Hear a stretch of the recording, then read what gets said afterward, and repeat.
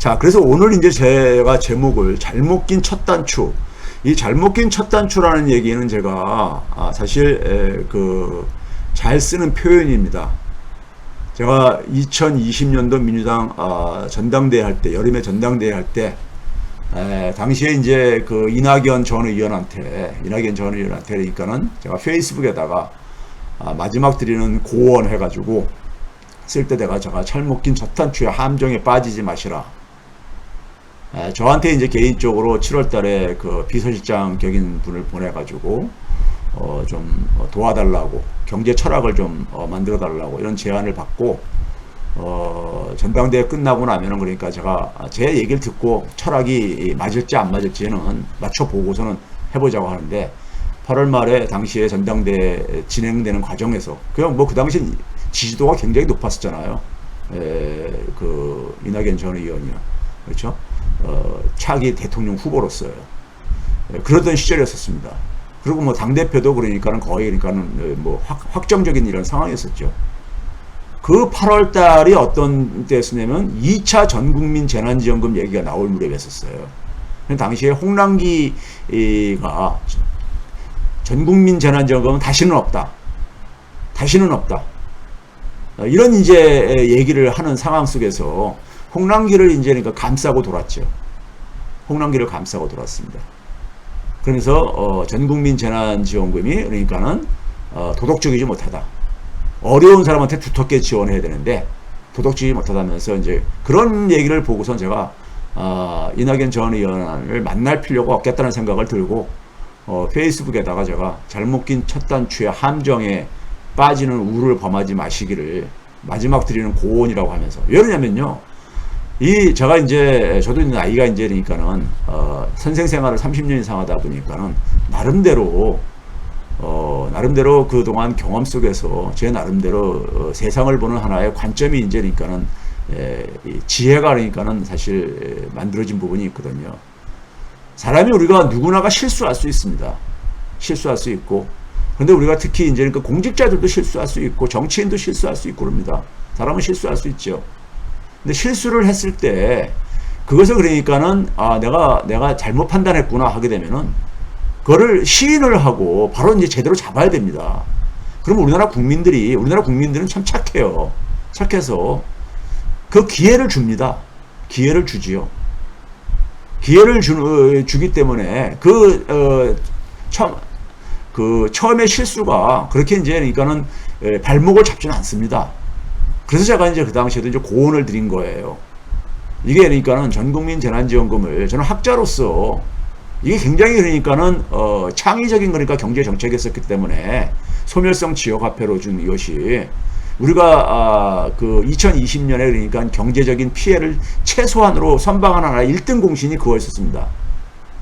코로나 팬데믹이라는 21세기의 감염병 시대에 21세기의 새로운 방역 문법을 그러니까 한국이 만들어냈듯이 2020년에 그러니까 우리가 경제적인 그러니까 피해를 최소화시키는 데 속에서 새로운 그러니까 위기 상황 속에서 팬데믹 위기 상황 속에서의 창의적인 경제 문법이 바로 소멸성 지역화폐에 기초한 전국민 재난지원금이었어요. 저는 그걸 학자로서 그러니까는 정치인이라든가 이런 게 아니라 학자로서 하는 그거는 제가 지금도 아주 장담을 합니다. 그거는 굉장히 창의적인 해법이었어요. 그 위기 상황에서요. 해법이었습니다. 그래서 제가 이제 우리나라가 굉장히 정부가 돈을 적게 썼잖아요. 그래서 최소한 저는 이제 그러니까는 한 3차례 정도는 해야 될 거라고 생각했는데, 최소한 두 번째도 그러니까 전국민 재난지원금을 해주길 바라면서, 그거를 그러니까 이제 만약에 못했을 때 저는 이제 역풍을 받을 거라고 생각을 했어요. 아닌 게 다를까요? 9월 이후부터 이낙연 전 의원의 지지율이 당대표 되고 나서 이제 그러니까는 늪에 빠지기 시작하잖아요. 늪에 빠지기 시작하고, 결국 그러니까 2020년 상반기까지만 하더라도 민주당이 그러니까 차기 유력 대선 주자이자 차기 그러니까는 가장 그러니까 지지율이 높은 하나의 후보였었잖아요. 잠재적인 후보였었잖아요. 그게 그러니까 한 1년 후에는 그러니까는 완전히 그러니까는 민주당의 유력 후보에서도 그러니까는 2위로 밀려나는, 예? 본인은 굉장히 그것을 받아들이기 힘들었을 거예요. 사실 그러니까 2020년 상반기만 하더라도요 대단했었습니다. 예? 그분의 그러니까 높은 지지율, 홀로 그러니까 높은 지지율을 고공행진하면서, 예? 사실상 그러니까는 그러다 보니까 민주당에 이렇게 건너와서도, 총리를 하다가 민주당에 건너와서도, 예? 그리고 2020년 이제 총선도 어쨌든 간에 승리를 이제 만들어내면서, 그러면서 완전히 많은 사람들이 이낙연 후보 밑으로 이제 모이고 그랬었죠. 이낙연 개가 이제 만들어지고 그랬었던 거죠. 사실 행정부는 거의 장악하고 나온 상태고, 행정부는 정리하고 나온 상태입니다. 정리하고 나와서 당까지 그러니까 장악을 했죠. 그런 상황 속에서 저한테 이제 그러니까 손을 내밀었었는데, 사실 그러니까는 사실 2020년 4월 총선에서는 같이 그랬죠. 같이요. 저는 이제 더불어시민당의 이제 그러니까는 당 대표로서 그러니까는 같이 이제 선거를 치렀기 때문에, 그 당시에도 이제 그러니까는 그 선거 과정에서는 좋은 같이 어떤 하나의 공동 작업을 했었습니다. 그리고 뭐 이제 선거 끝나고 나서 제가 바로 이제 그러니까는 그 대표직을 사임을 하고, 저는 이제 선생직으로 돌아오고 나서 이제 그러니까는 제가 할 일을 하겠다고 이제 했었죠. 제일 가는 것이 이제 교육 문제에서 이런 걸 하겠다고 했었죠. 그때 제가 이제 잘못 낀 첫 단추를 얘기를 하면서 이런 얘기 했어요. 우리가 첫 단추를 잘못 낄 때, 셔츠의 잔트를 그러니까 단추를 잘못 낄 때, 이 첫 단추 잘못 끼게 되면 이제 그러니까 우리가 쭉 볼 때 처음에는 잘 모를 수가 있어요. 저도 이제 가끔 이제 그런 경우가 있는데, 급하게 이러다 보면, 근데 이제 두 번째, 세 번째 끼다 보면 이제 확인이 이제 드러나죠. 잘못 끼었다는 것이요. 그때 이제 우리는 이제 그냥 다시 풀르고, 다 풀르고 다시 낄 수밖에 없는 거잖아요. 그러니까 내가 이제 그러니까는 잘못 꼈다는 것을 그러니까 시인을 하고 이제 그러니까 제대로 잡아야 되는 거잖아, 자리를요. 근데 이거를 그러니까 시인을 하지 않으면요, 그다음부터는 이게 꼬이면서 문제는 이게 꼬이면서 굉장히 이제 그러니까는 대통령이 그러니까는 이런 첫 단추 잘못 낀 것을 시인을 안 하고, 그래서 계속해서 그러니까는 고집을 부릴 때 국민한테 피해가 갑니다. 공직자나 대통령이 그런 것을 시인을 안 하고 제대로 방향을 제대로 재설정하지 않으면요. 그리고 자신도 망치죠. 제가 당시 그래서 뭐냐면 이낙연 전 의원한테 자신뿐만 아니라 조직에 피해를 주고 궁극적으로 국민에게 피해가 간다. 그래가지고 결국은 뭐냐면 국민들한테 버림을 받는다. 이런 얘기 썼었어요. 페이스북에다가. 제 패친 중에는 그 글을 기억하시는 분도 있을 거예요. 근데 지금 윤석열 정부가 지금 이 잘못 낀 첫 단추의 함정에서 늪에 빠져가지고 자신들이 첫 단추 잘못 낀 것을 그러니까는 저는 이해를 못하는 것 같아요. 아직도 이해를 못하는 것 같아요. 근데 문제는 뭐냐면 시간이 지나면서 이게 눈덩이 같은 효과를 만들어냅니다. 스노우볼 이펙트라고 하죠, 우리가요. 눈덩이는 굴러가면서 계속해서 우리가 빠르게 그러니까는 커지는 이제 효과잖아요. 한번 봐보세요. 5월 10일 날 이제 그러니까는 시작을 했습니다. 근데 6월 이후부터 현재까지 상황이 어떻게 전개됐는가를 한번 여러분들 복기를 해보세요. 그리고 현재 혹은 특히 이제 9월 이후에 이게 어떤 상황으로 전개될 것인가를 유추하는 건 그렇게 어렵지가 않습니다.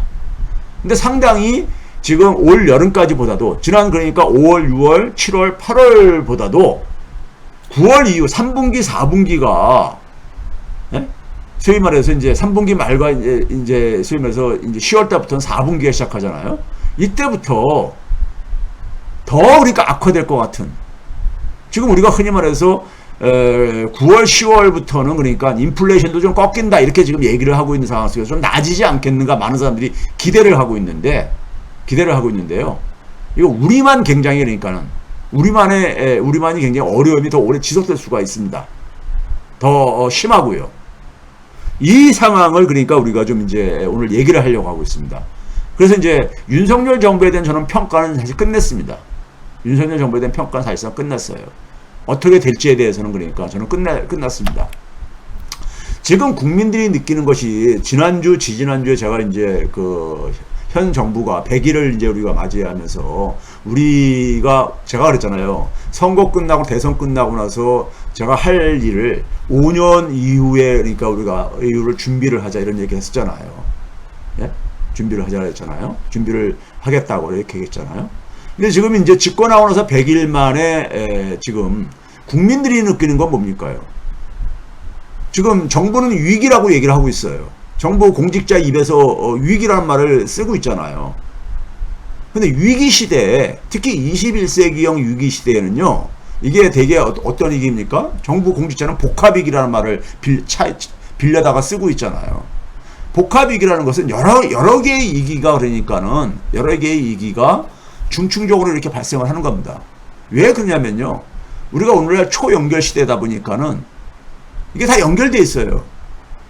네? 코로나 팬데믹 위기가 어떤 문제가 가져왔습니까? 사람과 원자재의 이동을 그러니까는 방해함으로써 실물 경제의 위기를 가져오고, 나가서 금융의 위기를 가져오고, 예? 그 다음에 이제 뭐 방역을 이제 해결하는 과정 속에서 미국과 중국 간에 서로가 그러니까는 이 경쟁이 더 심해지고 막, 이런 위기가 그러니까 연쇄적으로, 그렇죠? 연쇄적으로 이렇게 발생을 합니다.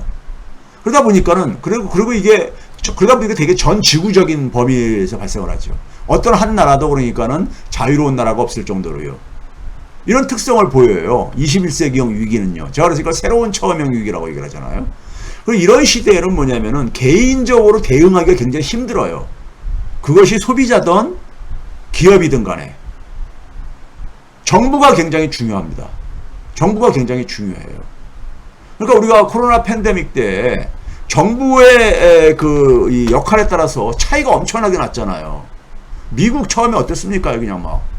예? 전 세계에서 최고의 의료 기술을 갖고 있는 나라에서 미국이 가장 피해가 심했잖아요. 2020년도만 하더라도요. 그렇죠? 트럼프가 집권하고 있을 때요. 그 당시 상황을 보게 되면 미국 국민들은 코로나 이 팬데믹 상황 속에서 오늘날 우리나라 국민들이 생각하는 각자 도생의 시대를 살았던 겁니다. 무정부 상태였었죠. 근데 지금 우리가 윤석열 정부 100일 동안의 이 위기를, 정부가 위기라고 얘기를 하는데 정부가 안 보인다고 국민들은 얘기하고 있는 거 아니에요. 정부가 안 보인다는 거 아닙니까? 정부의 손길이 필요한데 정부가 안 보인다는 거 아닙니까? 예? 지난 100일 동안에 보게 되면. 그리고 국민들 입에서 각자 도생을 해야 되는 이런 얘기가 많이 나오고 있잖아요. 많은 국민들 입에서요. 정부가 왜 이렇게 그리고 대응책을 제시를 못하고 있잖아요. 솔직히 말해서요. 그게 왜 그러냐면요. 지금 위기 시대에 우리가 가장 중요한 건 뭡니까? 리스크를 먼저 관리를 합니다. 위기를 관리를 해야 되죠. 위기를 관리를 해야 됩니다. 그리고 나아가서 그 위기를 기회로, 그러니까 우리가 기회로 전환시키는 하나의 모멘텀으로 우리가 또 만들어야 되는 겁니다. 이게 정부가 할 일이죠. 정부가 국민들의 협조를 받아가지고요. 근데 우리는 지금 위기 관리가 아니라 새로운 위기를 더 오히려 추가하고 있는 이런 상황이에요. 그러니까 많은 국민들 입에서 뭐라고 얘기 나옵니까요? 그냥 아무것도 하지 말고 그냥 가만히 있어라. 이런 얘기들을 하는 이유가 왜 그러겠어요? 예? 왜 그런 말이 나오겠냐고요? 예? 괜히 그러니까는 대책을 내놓는 것이 국민들이 볼 때는 공감이 가지 않을 뿐만 아니라 오히려 뭐냐면 지금 상황 속에서 오히려 도움이 안 되는 이런 걸 하고 있으니까요. 그래서 제가 다시 한번 정리를 할게요. 이게 굉장히 중요하기 때문에 여러분들이 그러니까 제 방송을 듣는 이유는 이런 얘기 들으려고 하는 거예요. 예? 주식 방송 이런 데서 그러니까 우리가 소위 말해서 그날 쏟아져 나오는 이 정보들에 대한 해석을 지금 이렇게 제 방송에서 듣는 거 아니잖아요. 지금은 우리가 새로운 처음형 위기의 시대를 썼어요. 예? 시대가. 그러면 이 시대에 그러니까 윤석열 정부가 그러니까 직면한 그러니까 새로운 처음형 위기는 뭐냐? 문재인 정부에서 코로나 팬데믹 위기였었어요. 근데 지금은 뭡니까요? 패권 충돌 리스크가 표면화된 겁니다. 우크라이나 전쟁에서 시작되고, 그 다음에 이제 미중 갈등, 예? 타이완 리스크가 고조되고 있잖아요. 이런 게 이제 그러니까 지금 아마 바이든 행정부에서 이거는 결국은 저는 상당한 위험 수준까지 올라갈 거라고 저는 보고 있습니다. 그리고 우리가 내부적으로 우리 사회 내부가 고인물 사회가 되고 있다. 지금 좀비화되고 있다. 한국 경제와 청년들이 좀비화되고 있다. 이런 얘기를 했잖아요. 예? 지난 방송에서요. 더군다나 지난 2년 동안에 팬데믹 기간 동안 돈을 엄청 풀었는데 그게 오히려 뭐냐면 자산 불평등을 더 심화시켜 버렸던 거예요. 이게 제가 문재인 정부가 실패한, 예? 문재인 정부가 대외적인 도전은 굉장히 잘 방어를 했어요. 진짜 칭찬해 줄 정도로. 새로운 방역문법 제시했고요. 예? 방역문법 제시했고, 그리고 그걸 통해서 2020년도에 그러니까 경제적인 피해를 최소화했죠. 그런데 우리 사회 오랫동안, 이게 문재인 정부에서 출발된 건 아니지만 오랫동안 지난 그러니까 우리가 외환위기 이후부터 이 만들어지고 있는 자산 불평등, 예? 그래서 이 고인물 사회가 더 심해져 버렸죠. 팬데믹 기간 2년 동안 돈을 엄청 이제 공급하면 했는데 그게 오히려 그러니까 자산 불평등을 심화시키는 방향으로 제가 수치를 보여드렸잖아요. 그렇죠? 그래서 결국은 그게 이제 부동산이라는 걸로 이제 그러니까는 이 상징되어 가지고 결국은 그걸로 인해 가지고 사실 정권 재창출에 실패한 거 아닙니까? 예? 실패한 거 아니에요. 그렇죠? 자, 그런데 윤석열 정부에서도 이 문제가 여전히 그러니까 단지 뭐냐면은 대외적인 그러니까 우리가 대외적인 과제가 좀 달라진 것뿐이에요. 코로나 팬데믹 여전히 남아있지만은 그것보다도 이제 우리가 패권 충돌 리스크로 지금 이게 우리가 이동을 했잖아요. 여기에 대한 대응을 이거를 어떻게 인식하냐에 따라서 방향 설정이 그러니까는 우리가 중요한 방향 설정이 제대로 설정되느냐 잘못 설정되느냐 이거에 되는 겁니다. 근데 방향 설정을 잘못했다는 얘기죠. 그게 이제 잘못 낀 첫 단추인 겁니다. 이 상황 속에서 민생경제 대책으로 나온 게 뭡니까? 부유층들 감세, 재벌 감세, 뭐 이런 얘기. 예? 국유재산 매각을 한다는 이런 거나 나오고 앉았으니. 예? 소위 말해서 지난 시간에 제가 굉장히 중요한 얘기 했잖아요. 우리 사회 속에서 그러니까 우리 사회가 정치가 실종하고 민주주의가 실종된 이유가 검찰 독재하고 모피아에 의한 재정 독재. 이걸 얘기했잖아요.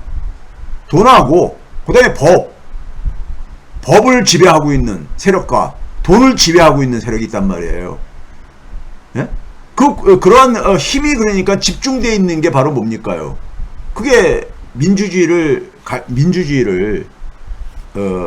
이 해치는 하나의 핵심적인 요인이잖아요. 민주주의는 권력의 분산이잖아요. 예?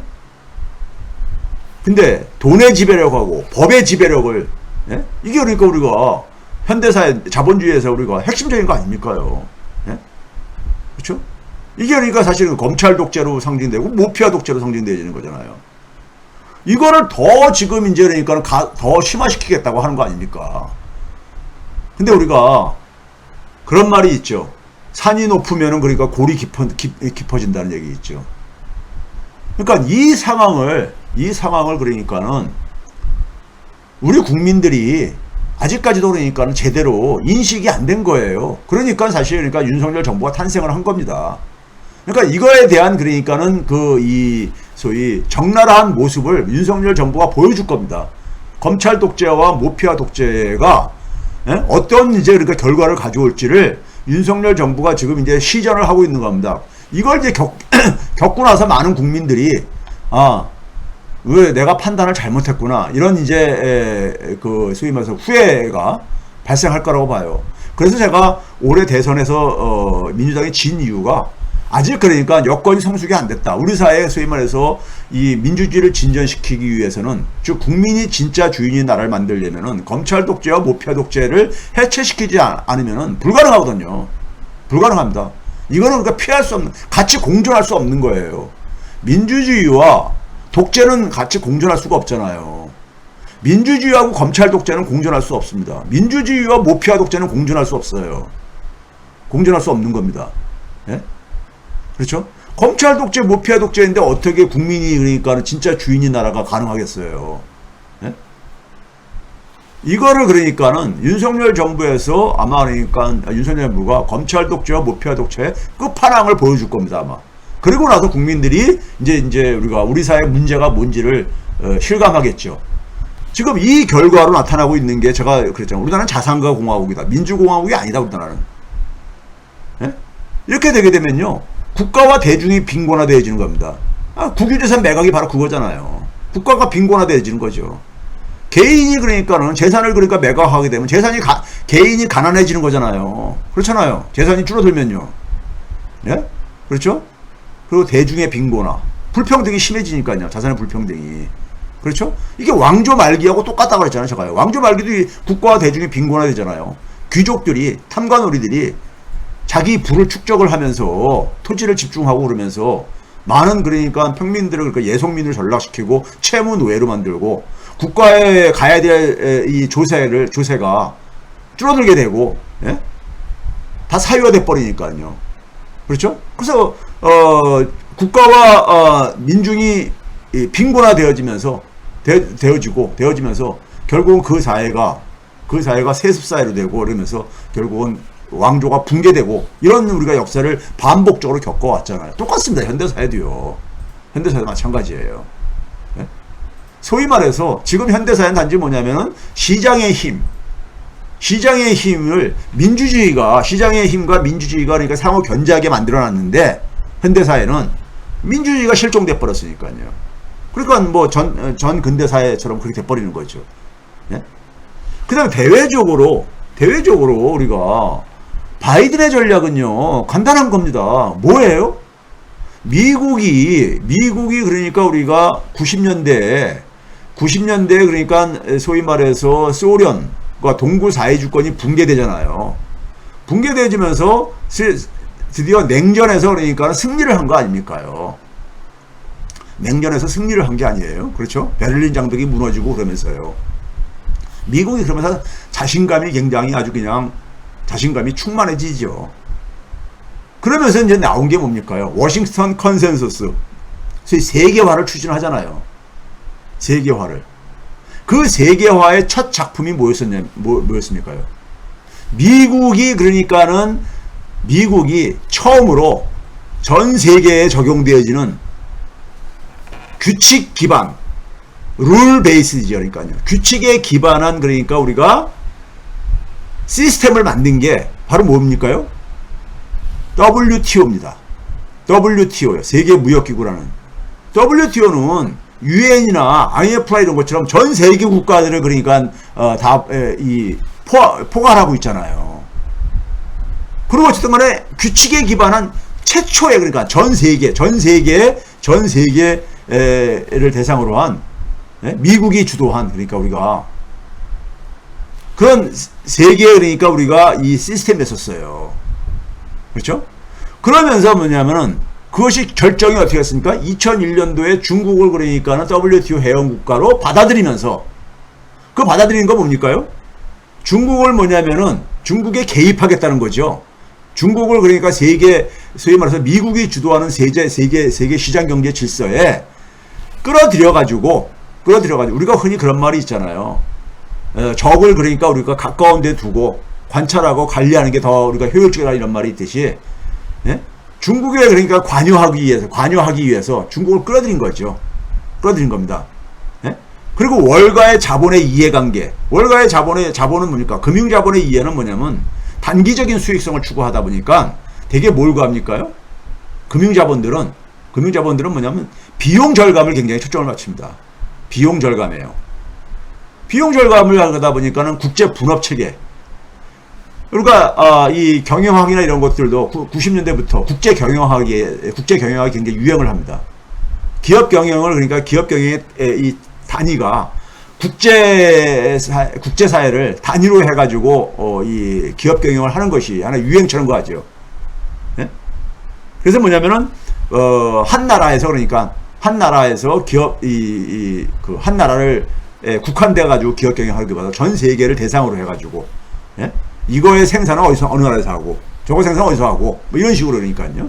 그래서 국제 분업 체계가 완전히 심화되어지죠. 그렇죠?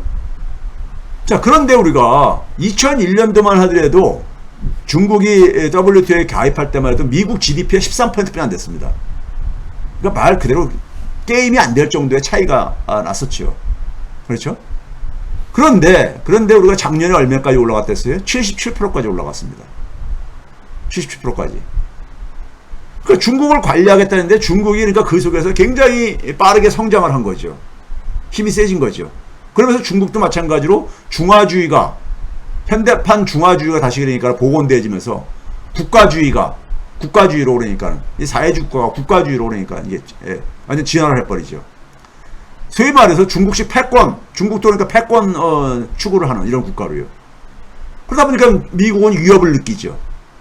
그래서 그래서 거기에 대해서 견제를 하기 위해서 오바마 정부 때까지만 해도 굉장히 나이브하게 접근을 했죠. 소위 말해서 중국이 그러니까 동아시아에서 자꾸만 중국이 뭐냐면은 처음에 중국은 뭐냐면은 기존의 미국이 만든 질서에서 내 지분을 달라. 중국이 나도 이제 커졌으니까 내 지분을 달라. 예? 우리가 깡패들 세계에서 그 힘이 센 폭력 조직이 그러니까 다 한 구역을 다 장악하고 있다가 새로운 경쟁자가 나타났을 때 새로운 경쟁자는 뭐냐면 자기도 먹고 살아야 되니까 조직원들을 먹여 살려야 되니까 내 지분 나도 좀 나눠서 갖자. 이렇게 되면 이제 충돌이 생길 수 있고, 예? 충돌이 생길 수 있는 거잖아요. 중국이 그러니까 IMF에서 그러니까 자기의 지분을 더 그러니까 늘려달라 하든가 미국이 주도해서 만든 그러니까 세계 국제 질서에, 예? 내가 지금 그러니까 일본보다도 더 크고 독일보다도 더 그러니까 경제력이 커지고 일본보다도 커졌는데 왜 내가 저들 나라들보다 왜 내가 지분이 적어야 되느냐? 에? 내 지분 인정해 달라 이렇게 이제 요구를 한 거죠. 질서 재편을요. 에? 그러면서 뭐냐면 그걸 안 들어주니까는 미국이 그걸 안 들어준 거죠. 소위 말해서 안 들어주니까 어떻게 했습니까? 아 그럼 나 따로 내가 주도해서 만들래 한 거죠. 내가 주도해서 만들래. 예? 이렇게 나온 거 아닙니까? 그렇죠? 그게 뭐 1대1로 사업이 됐던 뭐가 됐든 간에 하여간 이 브릭스를 중심으로 해가지고 하여간 소위 은행을 만든다든가 뭐 이런 것들이 하는 거예요. 다 그런 거였었잖아요.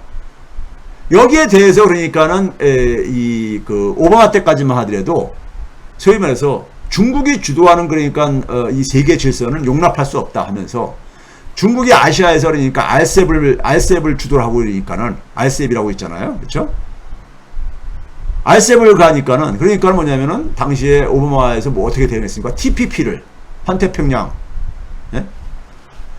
TPP를 그러니까 추진했잖아요. TPP를 이건 미국이 주도를 해야 된다. 미국이 주도를 해야 된다. 그러니까 태평양 지역에 환태평양 지역에 그러니까는 소위 말해서 경제 협력체로서 그러니까 TPP를 주도를 했었잖아요. 그런데 트럼프가 딱 들어서 가지고 야 그렇게 해가지고 중국 쟤네들 중국이 부상하는 거를 효과를 받냐 이거예요. 제대로 효과를 받냐 이거죠. 그래서 이 트럼프가 얘기한 건 뭡니까? 아메리칸 퍼스트 미국 제일주의를 표방을 하면서 이제 다자주의를 완전히 무시하기 시작하죠. 다자주의를요. 그래서 뭐냐면은 나프타도 그러니까 다시 그러니까 재협상하고 TPP는 아예 탈퇴를 해버리고 트럼프가 집권을 하면서요. 그렇죠?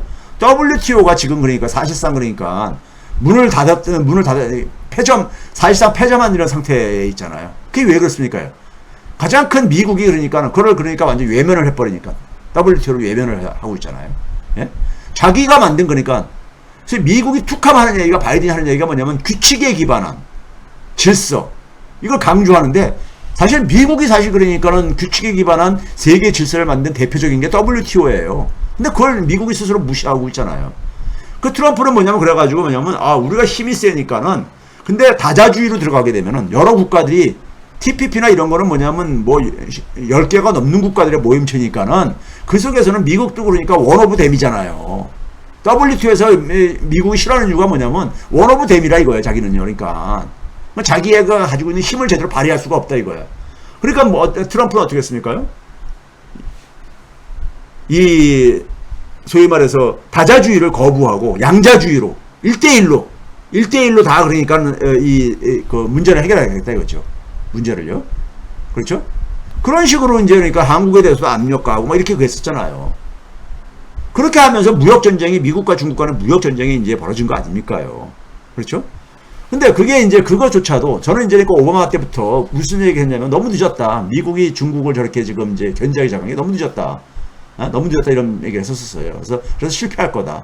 이렇게 얘기했었는데 그 이유가 미국이 그러면서 트럼프 정부의 그러한 그러니까 아메리칸 퍼스트 미국 제일주가 결과적으로 어떻게 됐습니까?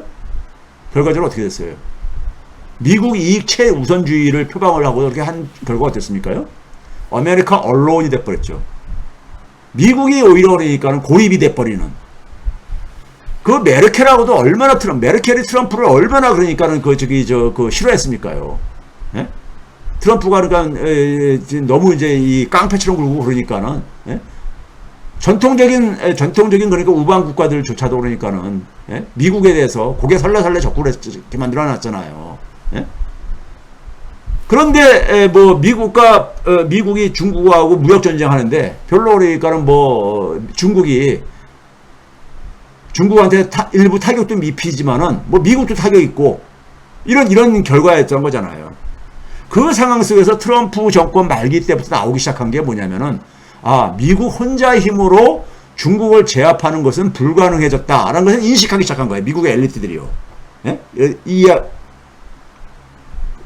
이해하기 시작한 겁니다. 그러면서 나왔던 게 여러분들 기억나십니까요? 우리가 2020년도에 미국에서 G7 정상회의가 미국에서 예정되어 있었습니다. 그때 트럼프가 뭘 했었습니까요? 예? G7이 아니라 G11, G10 뭐 이런 얘기 했었잖아요.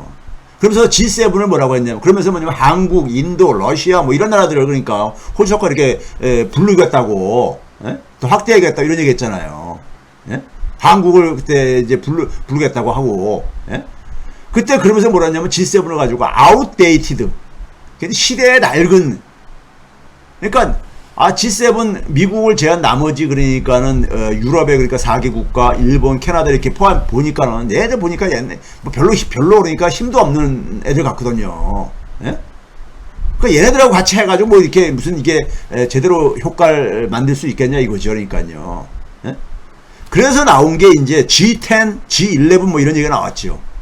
그게 이제 그러니까 저희 민주당에서는 그 개념을 D10이라고 이제 좀 그랬었죠. D10.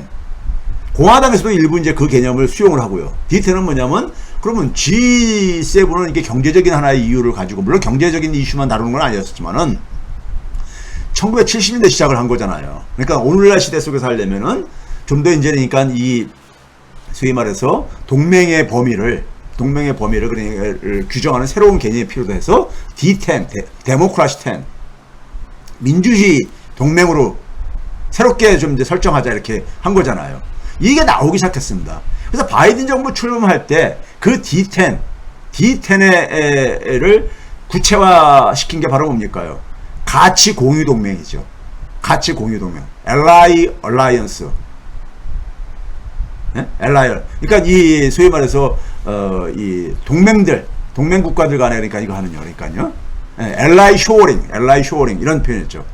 동맹 국가들 간에 그러니까 같이 그러니까는 이 힘을 합치는 이걸 그랬었죠.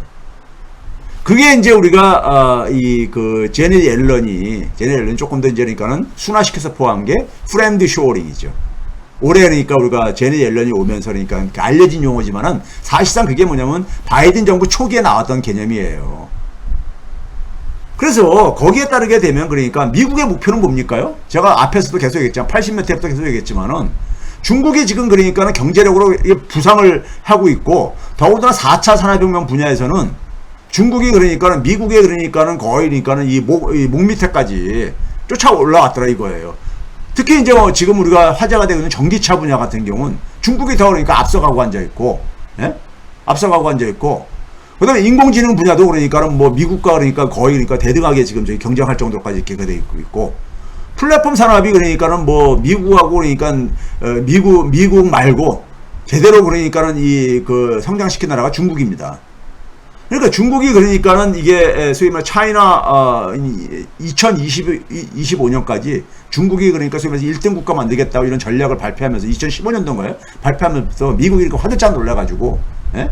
화들짝 놀라가지고 그때부터 이제 이 중국에 대해서 이제 그러니까 중국이 성장하는 걸 좀 막아야 되겠다 해가지고 트럼프 정부에서 내세웠던 게 뭡니까? 중국에 대해서 그러니까 시비를 거는 게 뭐냐면은 시비를 건 게 국가가 그러니까는 이 국가 주도의 개발 방식 이걸 시비 건 거 아니에요. 예? 정부가 그러니까 뭐 보조금을 줘가지고 전략 산업을 육성하고 하는 것에 대해서 이게 그러니까 불공정하다 이렇게 해가지고요. 근데 사실 그건 산업 정책이거든요. 어떻게 보면요. 전 세계 나라들 선진국가 중에서 산업정책이 정부의 지원에 의해서 산업이 육성을 안 시킨 나라가 정도 차이는 있지만 없는 나라가 어디 있습니까요? 다 있거든요. 다 있어요. 미국도요. 미국이 가장 성장했던 시기 1800 그러니까 우리가 8, 90년대부터 1940년대를 고관세 시대라고 합니다. 미국에서 고관세 시대. 이때 미국이 소위 말해서 그러니까 1등 국가로 진입을 하는 계기가 되어져요. 예? 그러니까 선진 국가들도 다 그렇게 해서 성장을 했는데 중국이 그러니까 그거에서 시비를 거는 거죠. 불공정한 거다. 정부가 그러니까 해서 뭐 보조금 주고 정부가 그러니까는 지원을 해줘가지고 그러니까 중국에 그러니까는 이 산업 경쟁력을 그러니까는 이 약화시켜야 되겠다 이거예요. 약화시켜야 되겠다 이거예요. 그게 이제 그러니까는 미국의 목적이죠. 중국이 그러니까 지금 빠르게 지금 쫓아왔는데 이거를 그러니까 이제 성장을 못하게 막아야 되겠다 이거죠. 그러면서 뭐냐면 미국이 중국을 그러니까는 소위 말해서 제압할 수 있는 수단은 뭡니까? 달러의 힘하고 군사력이잖아요. 자기가 강한 힘을 가지고 압박을 가할 수밖에 없는 거잖아요. 그렇죠? 그래서 결국은 군사적인 충돌도 그러니까 불가피할 거라고 보고 있는 거잖아요. 네? 보고 있는 거죠. 그럼 미국과 중국이 충돌할 때 그러니까는 미국 입장 속에서는 어떻게 해야 되겠습니까? 충돌할 때 이건 이제 안보 문제로 넘어가는 거죠. 경제가 됐든 뭐가 됐든 간에. 그런 상황 속에서 뭐냐면 미국이 중국한테 제재를 하고 보복을 하는 거는 괜찮은데 중국이 미국에 대해서 보복을 할 때 미국이 피해를 최소화시켜야 될 게 아닙니까? 미국이 피해를 최소화해야 될 게 아닙니까? 예? 전쟁도 그러니까 자기네 나라 국민들이 가능한 적게 죽으면서 전쟁을 승리로 이끌어야 되는 게 목적인 거잖아요. 예? 똑같습니다. 그러니까요. 패권 경쟁도요. 그러면 중국이 그러니까 성장을 못하게 하면서 동시에 뭐냐면은 미국이 피해를 적게 볼 수 있는 방식으로 싸움을 하려면 어떻게 되겠습니까? 중국이 보복을 할 때 그러니까 그것을 미국이 피해를 안 볼 수 있게 하려면은 중국에 대한 의존도를 줄여야 될 게 아닙니까? 예? 중국에 대한 의존도를 줄이는 거죠. 그렇죠? 그러니까 미국이 중국에 대해서 특히 뒤처져 있는 분야가 뭐예요? 전기차라 했잖아, 아까요. 네? 전기차요. 전기차는 그러니까 독일 같은 경우 다시 그러니까 지금 옛날 내연기관차로 돌아가야 되겠다. 왜? 이게 좀 중국한테 이길 가능성이 없다 보니까는 전통적인 내연기관차에서는 독일이 그러니까는 넘버 1, 2 그거 했었잖아요. 소위 말해서. 네? 이런 상황인데 기후변화 때문에 사실 전기차로 갔는데 근데 미국은 바이든 정부의 핵심적인 정책의 목표는 뭐냐면 이 기후변화 문제거든요. 공화당과 차이가. 근데 그 속에서 전기차를 그러니까 미국이 포기할 수가 없죠.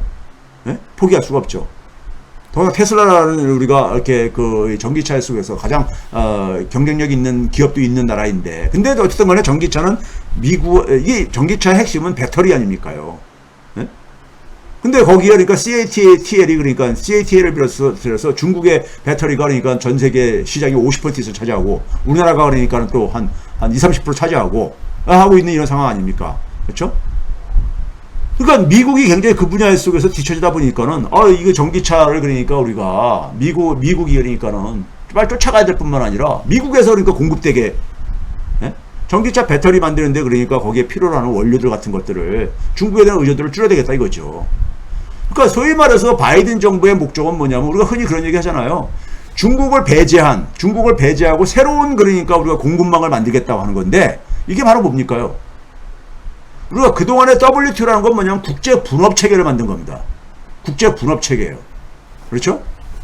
국제 분업 체계 속에서 가장 그러니까 우리가 성장을 한 나라가 대한민국입니다. 대한민국 핵심적인 산업 봐보세요.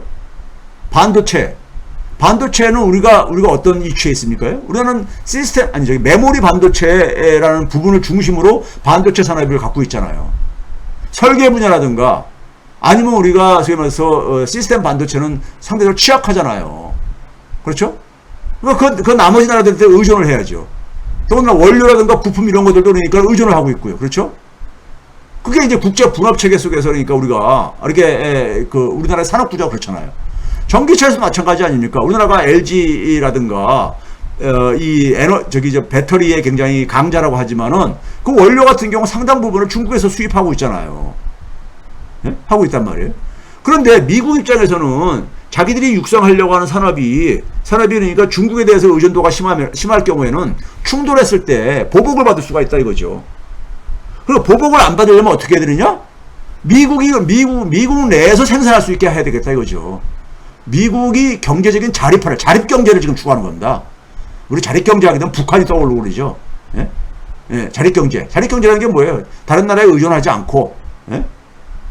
북한은 그러니까는 뭐 저기 원해서 자립경제 된 게 아니라 이 경제 봉쇄하고 그러다 보니까 그렇게 된 측면도 있지만 하여간 자립경제로 지금 가겠다는 거예요. 미국이요. 자립경제로. 그러면서 뭐냐면 중국이 성장하지 못하도록. 그러니까 반도체가 아직 취약하니까는 반도체를 그러니까는 이 공급하는 한국을 그냥 끌어들인 거고요. 예? 그렇죠? 자, 그런 상황 속에서 뭐 치폰이 반도체 동맹이니 그러니까 그다음에 배터리 동맹이니 그다음에 MSP라는 게 뭐냐면 미네랄 시큐리티 파트너십이죠. 핵심 광물 안보 파트너십이죠. 그러니까 소위 말해서 배터리나 이런 거에 반도체 그러니까 그 이 원료들 들어가는 거 있잖아. 이런 것들도 그러니까는 자급화해야 되겠다 이거죠. 자급화요. 근데 미국이 그러니까 피해를 최소화하는 방법은 뭡니까요? 예? 피해를 최소화하는 방법은 만약에 우리가 한국으로부터 한국에서 생산하는 전기차를 그러니까 미국이 받아들여 주게 되면 어떻게 되는 겁니까?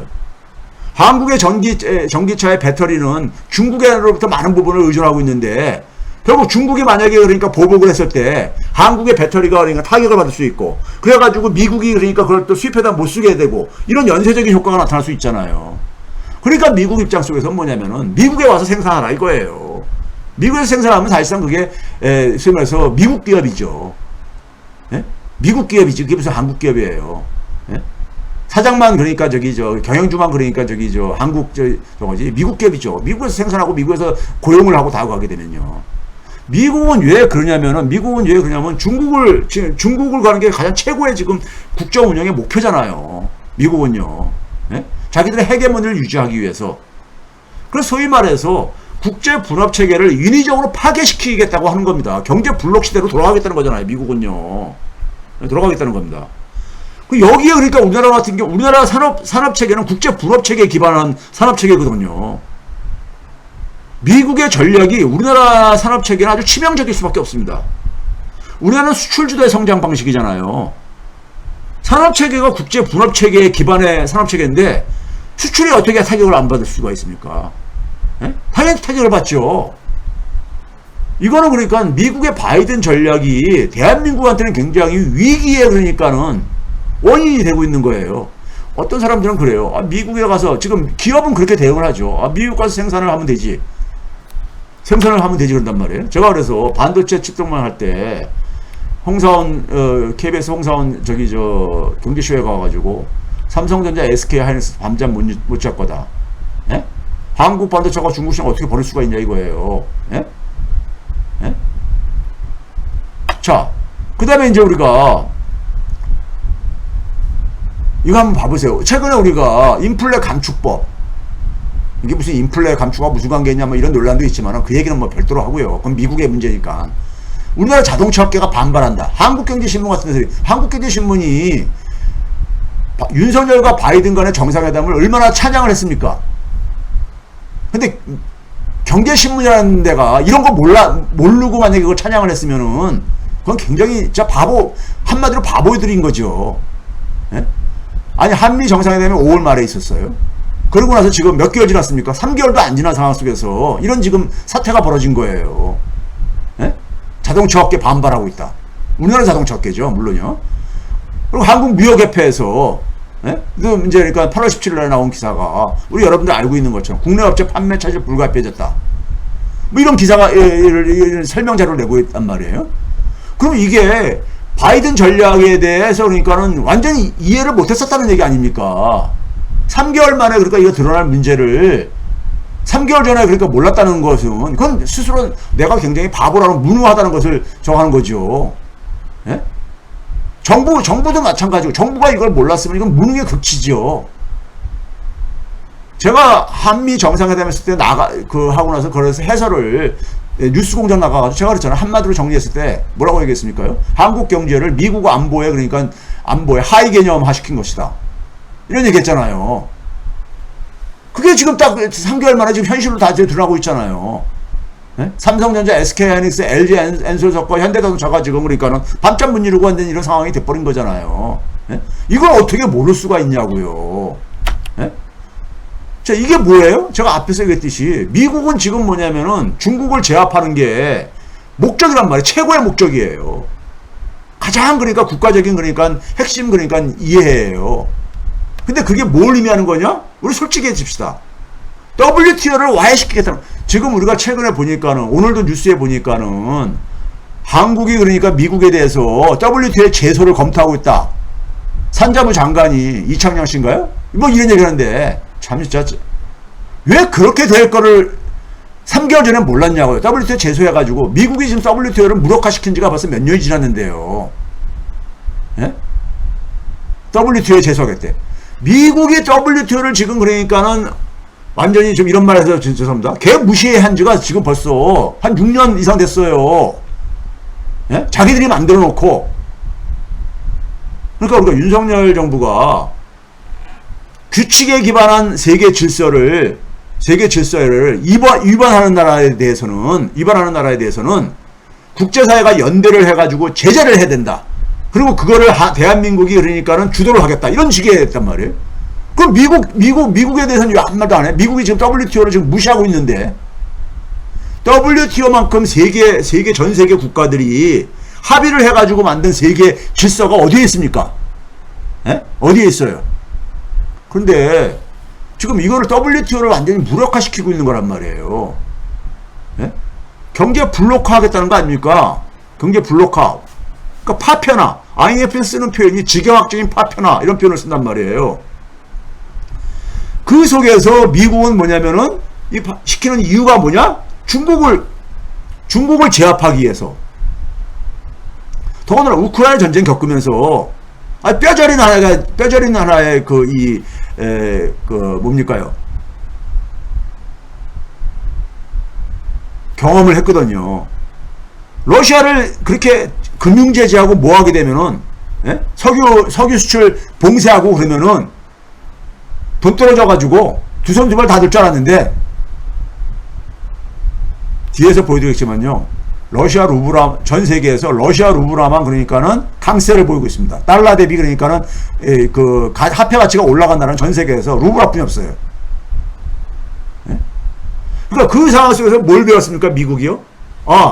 러시아가 그러니까는 자기들한테 보복할 수 있는 수단이 있기 때문에 이런 문제가 생긴 거예요.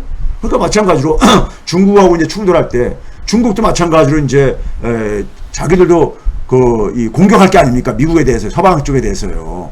그리고 그 피해를 최소화하기 위해서는 어떻게 되느냐? 자립경제 만드는 거죠, 뭐. 자립경제. 중국에 대한 의존도를 줄이겠다 이거죠. 이거 지금 하고 있는 거예요, 미국은요. 이거 하고 있는 겁니다. 예? 미국 내에서 자기들이 꼭 필요로 하는 것들. 그리고 중국한테 그러니까 의존할 수밖에 없는 것은 미국 내에다가 그러니까 생산 기반 만들겠다는 겁니다. 예? 그러면서 중국한테 타격을 입힐 수 있는 것들을 힘을 모으고 타격을 입히고 이거예요. 지금 간단하게 정리하면요. 형님 이겁니다. 여기에 그러니까 대한민국의 경제가 도구로 전락한 거야. 도구로요. 예? 우리가 왜 미국 경제에 그러니까 이렇게 도구된 우리는 그러니까 미국 경제를 위해서 우리가 손해봐도 괜찮은 겁니까? 이거를 우리나라 소위 말해서 이 우파들은 이거를 지지할 수 있는 겁니까? 그렇다면 이건 우파가 아닙니다. 우파가 아니에요. 이게 무슨 우파예요? 자, 제가 얘기했듯이 대한민국은 수출주도 성장이에요. 대한민국의 그러니까 수출이라는 것은 결국 뭐냐면 산업, 제조업이 그러니까 특히 이 수출의 역군들 아닙니까? 근데 우리나라 제조업이 국제 분업 체계 속에서 구축된 제조업이에요. 아까 제가 그랬죠. 반도체가 됐던 이 배터리가 됐든 간에 우리나라가 혼자서 그러니까는 이 자립적인 산업 기반을 갖고 있는 게 아니잖아요. 예? 그렇죠? 전체 그 반도체 산업 속에서 일부분, 전체 배터리 산업에서 일부분 이렇게 갖고 있잖아 우리는요.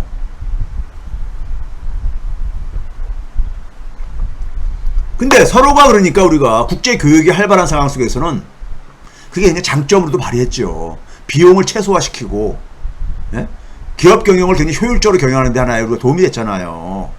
그런데 이거를 지금 이걸 다 파괴시키는 겁니다. 누가? 미국이 파괴시키는 거죠. 이거는 우리 솔직하게 얘기합시다. 미국은 그냥 무조건 빠른 게 그러니까 저게 아니잖아요. 능사가 아니잖아요. 미국이 지금 이거 파괴시키는 거예요. 이 파괴에 대한 비용, 여기서부터 여러분들이 지금 그러니까 전 세계의 경제적인 충격을 이해를 해야 됩니다. 이해를 해야 돼요. 자, 이걸 인해서 생기는 게 바로 뭐예요? 러시아 우크라이나 전쟁에서 우리가 봤던 게 바로 뭡니까? 인플레이션이잖아요. 소위 말해서 1차 상품들, 세계 교육의 가장 출발점이 바로 뭡니까? 1차 상품들, 원자재라든가 에너지라든가 이런 것들에 공급망에 그러니까 우리가 문제가 생기잖아요. 그것에 대한 비용이, 가격이 증가하면서 인플레이션을 유발했잖아요. 그렇죠?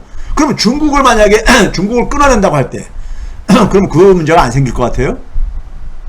예? 인플레이션으로 전 세계가 지금 고통을 당하고 있고 그 연장선에서 지금 스태그플레이션을 지금 그러니까 경기 침체로 지금 우리가 접어들고 있잖아요. 예? 그리고 세계 교육이 줄어들고 있잖아요. 예? 근데 우리나라는 뭐냐면은 추가적인 그러니까 우리가 위기가 만들어지고 있는 거예요. 예? 추가적인 위기가.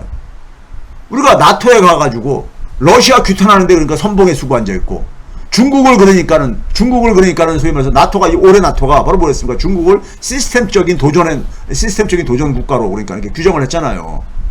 왜 우리가 나토에 가가지고 러시아, 중국을 규탄하고 앉아있냐고요. 돌아오면서 대통령이라는 사람은 비행기 안에서, 예? 국제 질서를 그러니까는 국제 질서에 도전하는 나라들은 가만두면 안 된다. 이런 소리 나고 앉았고, 예? 그러다 보니까 어떤 문제가 생긴 겁니까? 어떤 문제가 생긴 거예요? 최근에 뒤에서 보였지만 중국 수출이 급감하고 있잖아요. 예? 러시아한테는 우리가 적자를 본다는데 적자가 더 커져 버렸고요. 러시아 수출이 그러니까 타격을 받았으니까 타격은 보고, 예? 근데 우리가 거기다가 미국을 믿었는데 미국에서 어떻게 한 겁니까요? 귀싸대기 올린 거죠. 예? 우리나라 자동차 산업에다가 그랬잖아요. 미국에 가서 그럼 우리나라 기업들이 어떻게 대응합니까요? 미국에 가서 빨리 공장을 지어야 된다는 얘기 나오는 거 아닙니까? 대안으로. 근데 미국에서 공장 지으는 게 기업들은 그렇게 대응할 수가 있어요. 그런데 기업도 사실 그렇게 하게 되면은 비용이 굉장히 올라갈 수밖에 없어요. 미국에서 왜 그러니까 철강 산업, 자동차 산업이 이렇게 사양 산업이 돼버렸습니까? 인건비 섞고 비용이 안 맞기 때문에 그렇게 된 거예요. 예? 그 미국한테는 일자리 많이 만들어주죠. 미국에서 고용을 하고 그러니까는. 그러니까 바이든이 그걸 가지고 막 선전하면서 지지율을 조금 이렇게 회복시킨 거 아닙니까? 예? 근데 국내 일자리 줄어들고, 우리나라 기업 경쟁력도 그러니까 수익성도 줄어들고, 수출 당연히 타격보죠. 미국에서 생산한 것이 우리나라 수출에 안 잡히죠. 우리나라 수출 그만큼 줄어들면은 미국 수출이 그만큼 그러니까는 미국 수출 증가가 둔화되고 있어요. 미국 수출이 줄어들게 되면 성장의 타격밖에 아닙니까? 미국한테 그렇게 그러니까 퍼주기 한 결과가, 예? 우리가 그러니까 미국보다 잘 살면서 그러니까는 미국을 그렇게 도와주면 말이 아닌데, 예? 미국보다 못 살면서 우리가 미국을 이렇게 챙겨줘야 되냐고요. 우리는 손실을 보면서. 그렇죠? 자, 제가 그래서 지난주까지 제가 방송한 내용에 결론을 가지고 간 게 한국은 지금 어떤 상태에 있냐, 암흑 세상으로 갈 거냐, 개벽 세상으로 가냐, 갈림길에 있다고 제가 이렇게 오늘은 표현을 하겠습니다. 오늘 이제 이 주제의 결론이기 때문에 첫 번째 갈림길이 뭐냐면요, 인위적이고 파괴적인 탈세계화의 길을, 바이든 전략은 이거예요. 한마디로 얘기해서 세계화를 그러니까 파괴시키고 있는 거예요. 인위적으로 이 길을 추종하면서 마이너스 썸 게임, 제가 이건 과거부터 얘기했잖아요. 이거요. 마이너스 썸 게임을 하고 있다. 전 세계가. 소위 말해서 우크라이나 전쟁에서 러시아 제재하면서 승리한 나라가 어디 있습니까? 그 게임에서 승리한 나라가 어디 있냐고요. 모두가 다 그러니까 정도 차이가 있을 뿐이지 피해를 보잖아요. 이게 마이너스 썸 게임이죠. 경제학에서 이걸 스투피드한 게임이죠. 스투피드한 게임. 예? 자신도 피해를 보면서 상대방을 그러니까 곤란하게 만드는 거. 이게 스투피드한 일이죠. 여기에 돌격대 역할을 자임하면서 우리 그 파국의 길을 가는 거예요, 지금요. 아니면은 이 탈세계화의 길이, 지금 제가 그랬잖아요. 제가 중국을 지지하는 게 아니에요. 저는 중국은 또 하나의 그러니까 패권주의다 그렇게 얘기를 합니다. 예? 베이징의 길은 또 하나의 패권주의, 그걸 국가주의라고 제가 과거에 중국 경제에 대한 방송을 한 거 한번 들여다보세요. 저보러 일부 사람들이 중국적이게 한다는데, 제가 중국은 제가 그랬잖아요. 저기 디지털 경제 생태계에서도 그러니까는 발전하기 힘들다. 지금 모방을 해가지고 이거 쫓아왔지만은, 그거 한번 들여다보세요. 들여다보시고 제발 좀 얘기를 하세요. 중국은 또 다른 형태의 패권주의인 거예요. 예? 소위 중화주의라는 것도 하나의 패권주의적인 사고를 갖고 있는 거잖아요. 예? 그러면, 그랬을 때 그러니까는, 근데 문제는 뭐냐면, 미국이 중국하고 충돌해가지고, 누가 절대적인 승자가 존재하지 않는 이게 게임이라니까요. 일종의 치킨 게임인 거예요. 예? 중국이 타격을 더 많이 입겠죠, 미국보다. 제가 마이너스성 게임이라 하잖아요. 근데 중국을 무릎 꿇리지 못한다고요. 무릎 꿇린다고 생각하는 사람이 있으면 그건 진짜 바보입니다. 바보예요. 예? 그거는 진짜 바보입니다. 자, 그러면 그런 상황 속에서 어느 한쪽이 그러니까 일방적으로 승리할 수 없는 게임에 왜 우리가 거기에 그러니까 한쪽의 편을 들어가지고 돌격대 역할을 하냐고요. 그럼 우리가 그러니까 그 게임 속에서 우리가 제일 많이 그러니까는 피해를 볼 수 있는 거 아닙니까? 가장 최전선에 서 있으니까. 예?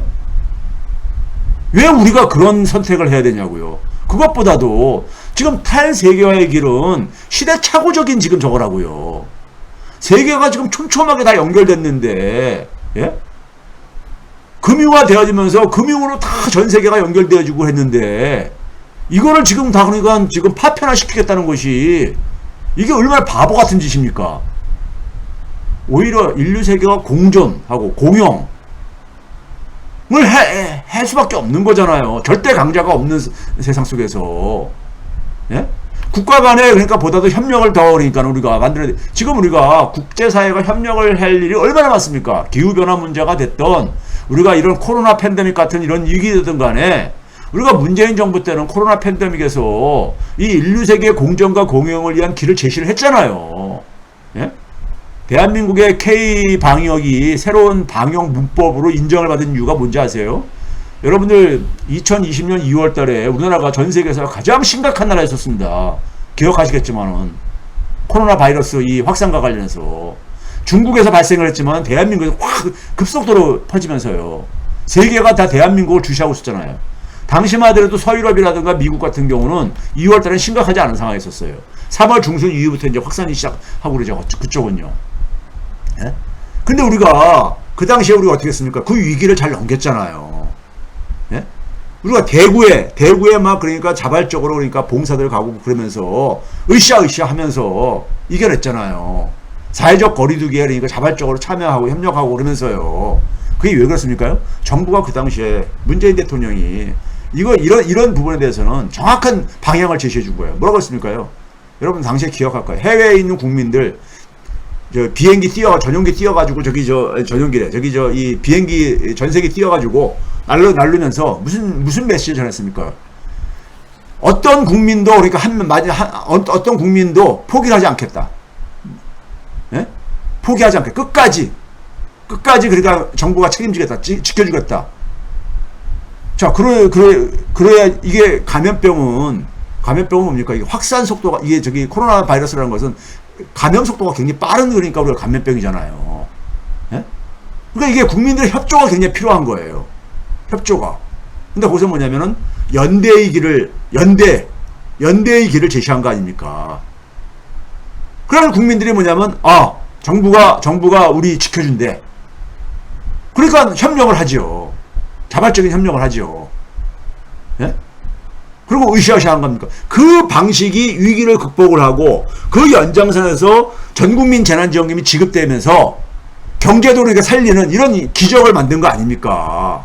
당시 2분기에 성장률이 G7 국가들은 마이너스 2자릿수로 막 떨어지고 막 이랬었습니다.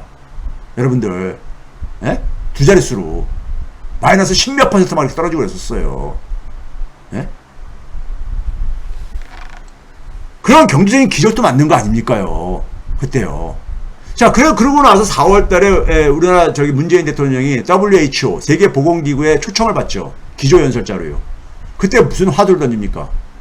모두의 자유라는 화두를 던집니다. 모두의 자유. 지금 뭐냐면 코로나 바이러스는 모두가 자유로울 때 끝난다. 종식이 된다. 정확하게 이해를 한 거잖아요. 왜? 이건 선진국가가 자기 나라만 그러니까 해결하는 게 이게 존재할 수 없는 거잖아요. 그럼 완전히 그러니까 국경을 봉쇄하고 사람들이 그러니까 유출입을 그러니까 완전히 통제하지 않는 이상에는 이게 불가능한 거잖아요. 예? 확산이 굉장히 쉽게 감염이 굉장히 빠르게 확산되고 이런 특성을 갖는 바이러스니까요. 그래서 모두가 같이 그러니까는 살든지 모두가 같이 그러니까는 바이러스에 감염되든지 이런 선택을 해야 되는 이런 특성을 갖고 있기 때문에 거기에 대한 방향 설정을 한 거잖아요. 이게 세계의 공존과 공용이잖아요. 그러니까 새로운 처음형 아니면 복합위기라는 것은 공존과 공용을 요구한다고요. 왜? 전 지구적인 위기거든요.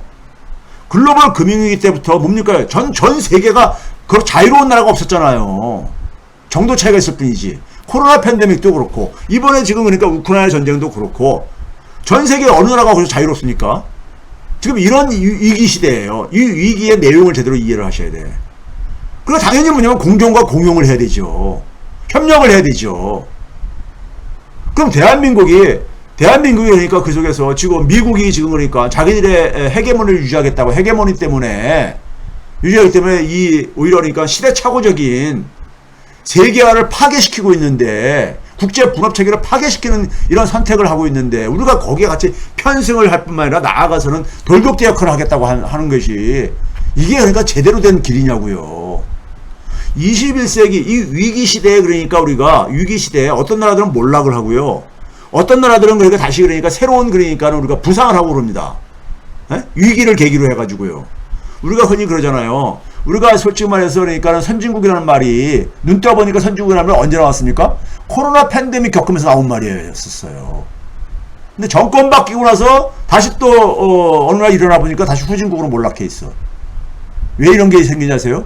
이게 전 지구적인 위기의 시대이기 때문에 그런 거예요. 까딱 선택을 잘못하게 되면은 쫙 추락하는 거고 제대로 선택을 하게 되면 쫙 부상을 하는 거예요. 이게 21세기형 선진국이 뭘 요구하느냐? 인류 세계의 공존과 공용을 위한 길을 제시하는 나라가 21세기 선진국이 되는 겁니다. 우리가 코로나 팬데믹 때 선진국 얘기 들게 된 계기가 됐잖아요. 유엔에 그러니까 선진국으로서 이제 지위가 격상이 되고 했던 것들도 다 그 연장선이었잖아요. 예? 유엔에서 그러니까 한국에 그러니까는 이 그 방역 허브를 센터를 만드는 저것도 했던 것들도 그렇죠? 근데 우리가 지금 그러니까 첫 번째 지금 이 그 갈림길은 뭐냐면은 지금 미국이 지금 자기들의 패권을 유지하기 위해서 인위적이고 파괴적으로 탈세계화의 길을 가는데 여기에 추종하면서 돌격대 역할을 할 것이냐 아니면은 우리가 여기서 이 균형을 맞추고 예? 우리가 가지고 있는 굉장히 중요한 위상이 있잖아요. 지금 인도나 이런 나라들이 터키나 이런 나라들 같은 인도네시아 이런 나라들이 지금 그러니까 이런 지금 그러니까 어느 한쪽에 그러니까 치우치지 않으면서 가고 있잖아요. 근데 우리가 여기서 조금 더 그러니까 그들 나라들은 각자 자기 국가의 이익만 챙기지만은 전 세계가 그러니까 같이. 이런 나라들의 목소리가 커지고 이런 나라들이 많으면 많을수록 바이든의 이런 미국의 전략도 그러니까 이것을 진정시킬 수가 있는 거예요. 진정시킬 수가 있는 거죠. 지금 인플레이션에 대한 해법은 뭡니까요? 금리 인상이 아니에요. 최선책은 뭡니까? 전쟁 종식이라고요. 예? 탈세계화기를 중단시키는 게 인플레이션의 최고의 해법인 거예요. 세계화 시대에 우리가 인플레이션이 사라졌었잖아요. 세계화 시대 때. 예? 비용을 굉장히 감축을 했었거든요. 두 번째 갈림길은 뭐냐? 우리 내부의 문제죠. 검찰 독재와 모피아의 재정 독재에 기반한 자산공화국이 강화되는 경제로 갈 것이냐? 그렇게 가가지고 다중이 좀비화되고 고인물 사회의 길을 갈 것인가? 아니면 민주주의를 복원해가지고 국민이 진짜주의 나라를 만들 것인가? 이 갈림길. 그런데 지금 윤석열 정부는 어떤 걸 가고 있는 겁니까? 첫 번째 갈림길에서는 파괴적인 탈세계 얘기를 추정하고 있고, 두 번째 갈림길에서는 재정 독재를 더 강화하겠다고 한 적 있고, 예? 검찰 왕국을 만드는 데서 한 걸음 더 나가서 재정 독재, 그리고 자산공화국을 더 강화시키겠다는, 예? 이 결과는 제가 얘기를 했잖아요. 자산과 공화국의 결과는 어떤 결과가 올 것인가를. 그렇죠?